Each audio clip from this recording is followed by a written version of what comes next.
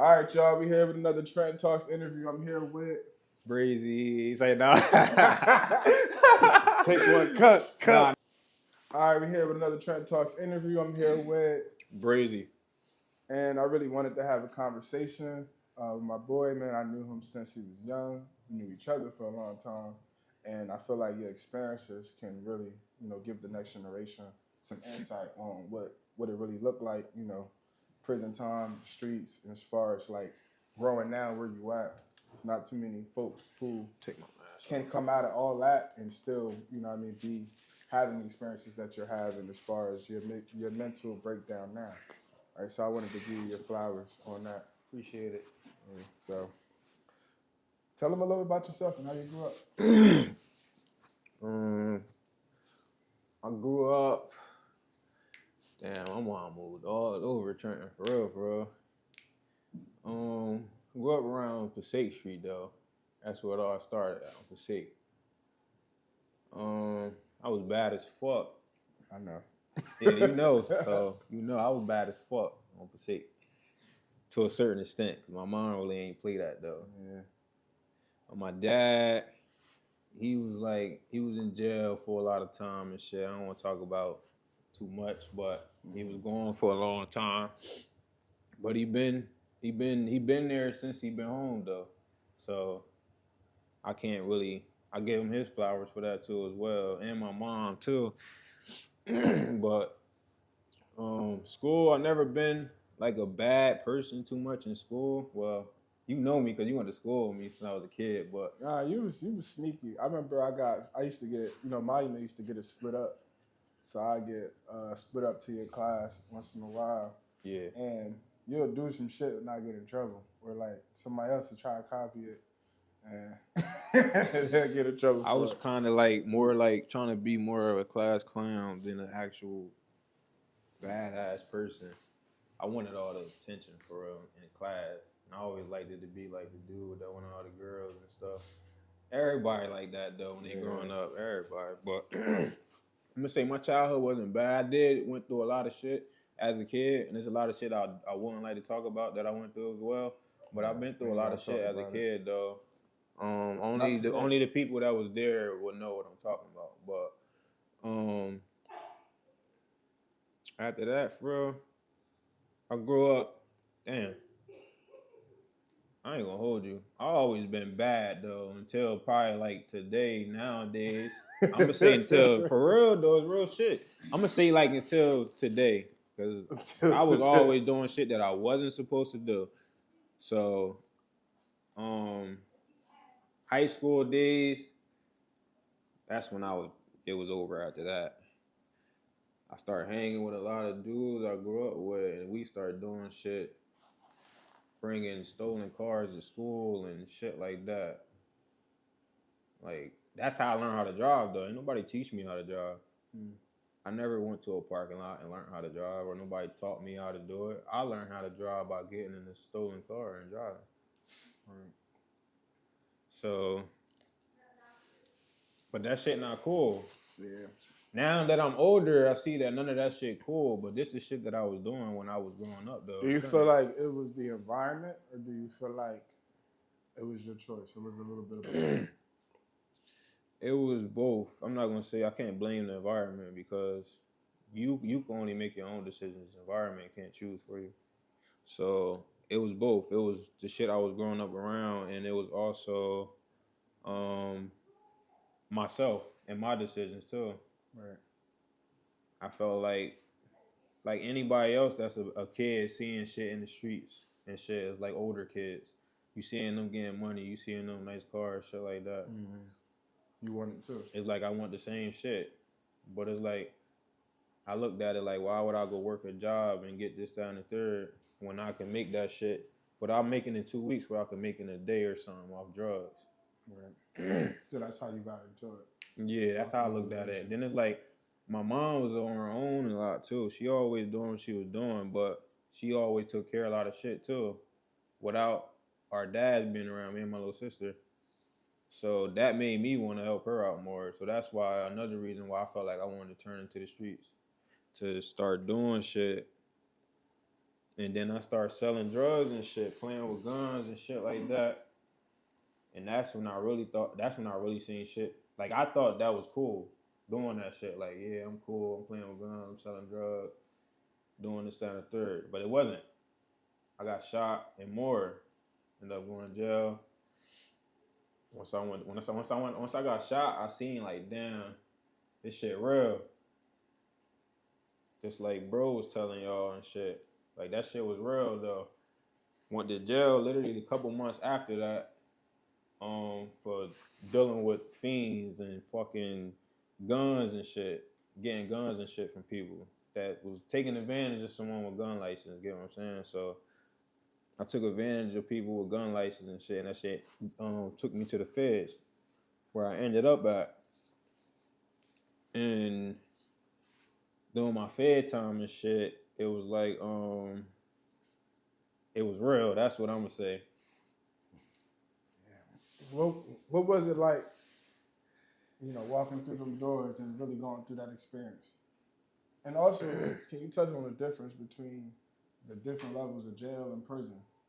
Just educate folks, because a lot of folks, merge the two as far as where you went and where some folks go. I went straight to the feds. I mean, I went to the workhouse in like 2017 for like a night, but that shit wasn't nothing. So I ain't really get to experience jail for real. But me actually going to the feds, just turning 20, I thought shit was sweet. Like, I used to see the movies and shit and think like that shit ain't like how people say it is and shit. This nigga start laughing. Why you laughing though? Nah, cause niggas really be thinking that shit sweet, and I thought it was sweet. I was one of them niggas that thought it was sweet. You feel me? I'm like, this shit like the movies. This shit ain't nothing like how niggas be taking a commissary and doing this, that. But that shit was like that. It was like that. I ain't gonna say like I was on no punk shit. Yeah. I wasn't on no whole shit or none, but it's like that shit opened me up, because I'm like, damn, for one, I'm 20 years old. I was in the street, so I was tough. You feel me? Where I felt like I was tough enough to do whatever or deal with whatever. You feel me? And I'm like, at that age and that mindset, it was like nobody could tell me nothing. I'm tough as hell. Like, nobody gonna do nothing to me. And anybody try me, I'm gonna do something to them. That's the mindset I had. But that's the mindset that led me to jail as well. So it's like that wasn't a good mindset. And for the ones like nowadays, they think that shit cool, but it's not cool. It's cool for the moment. What was it like being around like really like some deranged folks? Like, you hearing stories about shit they did. Like, did anything ever was like, what he did? What?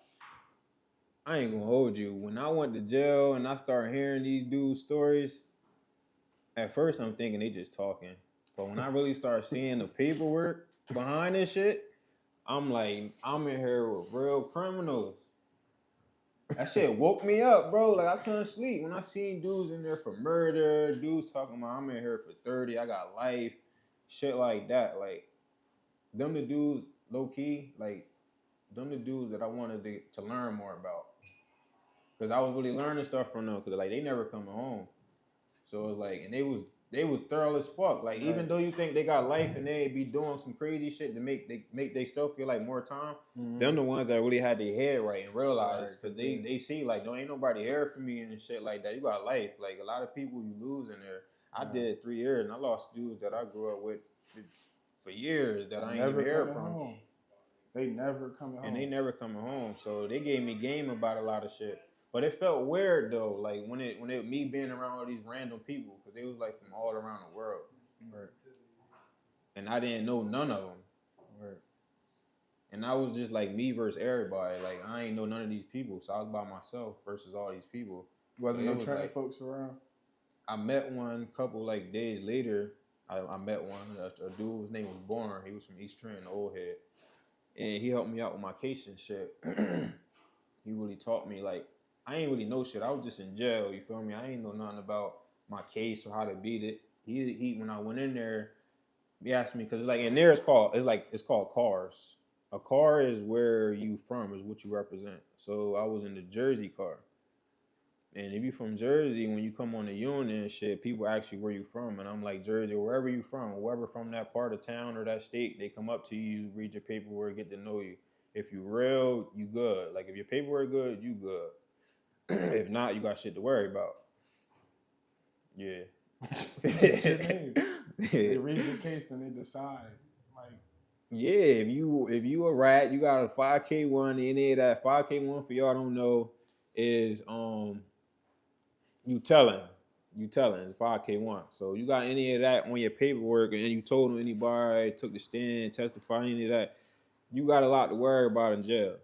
You got to check in. A check in, if y'all don't know, is you got to get your shit and leave.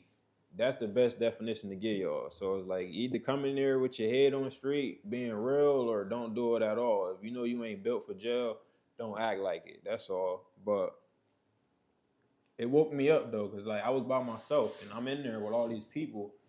And I'm like, anything liable to happen to me in here, so I gotta protect myself. And then it's like I had a mindset, like I don't know if I'm gonna make it out for real. Like that was really my mindset in there, because it's like I'm liable to do something to somebody or something could happen to me within my time frame here. So like this shit crazy. I start seeing like how crazy that shit is. People getting stabbed and really seeing like I'm like, yo, this shit for real. So people that getting just killed in prison. come on, bro. I know. I'm just. It's for the kids, bro. Nah, I ain't seen nobody get killed. Nah, I ain't saying you seen it. All right, Nah, that's fake.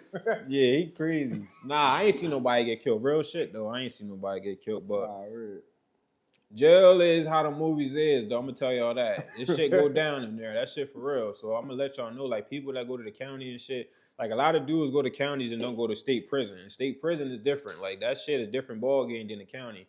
County is just, I ain't gonna say it's kid jail, but it's kid jail for real. Like shit go down in the county as well. But it's like once you really get to state prison or you go to the feds or something, you see real prison. You see real jail. Like you see real shit. You feel me? Y'all don't see none in there for real. So it's like that's why a lot of dudes feel like they can keep going there and coming back, going there and coming back, going there and coming back. They're not learning nothing in there for real. County cool, but it's like you in there with all your homies, you in there with everybody you know. I went to the feds when I ain't know nobody. So it's like I went through some different shit than what these niggas is going through. You feel me? Y'all got your homies and shit. You went through something that you never want to go through. Exactly. And I would say I would never want to go back to jail. Not saying that I'm scared, because I held my own in there. Anybody that was in there or home from when I was in there can tell you that as well. Like nobody never did nothing to me and none of that. Like yeah, I got into a fight and all with my celly and shit. But me and him became bros even more after that. Feel me? So that really like made our bond better. I locked in with a lot of dudes from Chester, PA. And I was more close to them dudes more than dudes from Jersey that was there. So, and I talk to them to this day, even the ones that still behind the wall. And even the ones that still in jail. Yeah, from out there. Because a lot of them, like, we was locked in. And it was just like us versus everybody when it was with them. It was like 13 of them from Chester. And they was rocking with us from Jersey for real. And they from out PA. So when it came to versus like Philly or whatever, they was with us, you feel me? But yeah, shout out to them too and shit. But yeah, that shit ain't nothing to play with though, bro. Like I did my time comfortably and shit, but at the same time it was uncomfortable. Cause I don't want to never go through that shit or live through them conditions and keep having to wake up to CEOs telling me what to do, or I gotta shower at a certain time or eat this. You feel me? That shit not cool. Talk about the CEOs that say I'm gonna see you in a couple. Let me see you again. Yeah, CEOs and shit in there, they'll tell you like just because of your background or you being in prison period, they'll tell you like we'll see you again. Meaning as though like 9 times out of 10, they already got in their mindset you're coming back to jail. You ain't learned shit. And when he told me that, that shit hit a nerve to me, because it's like, damn, the system is crazy. Like they already got this shit figured out. They already getting paid by the day that you sitting in there. You feel me? So it's like, why get them paid by you sitting behind the wall and just rotting until you come back out? Right. That make no sense. Why want to sit in there? Then it's like, why you in there? You don't got all them niggas that you think you got. You feel me? Even the females, they disappear. So it's like, why would you want to go through that? Because it's like a lot of dudes out here think it's cool. They want to feel like they got to prove a point to their homies or make a name for themselves in the city. And I'm not gonna lie, that's the same mindset I had being a kid or growing up as a teenager. Until I realized majority of them niggas don't give a fuck about you. So it's like, why you really prove a point and you could throw your life away for real for all these dudes that's not even gonna answer the phone, send you a letter or check on your kids, you feel me?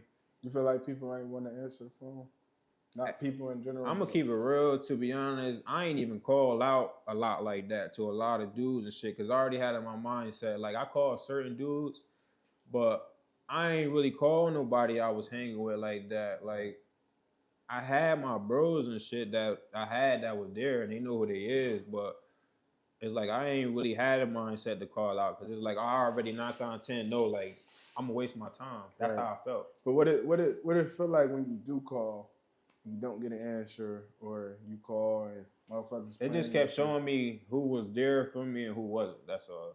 Like it was just opening another chapter in my life to like, all right, just stop dealing with these people. These people really not for you. Do you ever forget that? I never forget. I never forget that because that was the toughest times of my time, and it was like you wasn't there.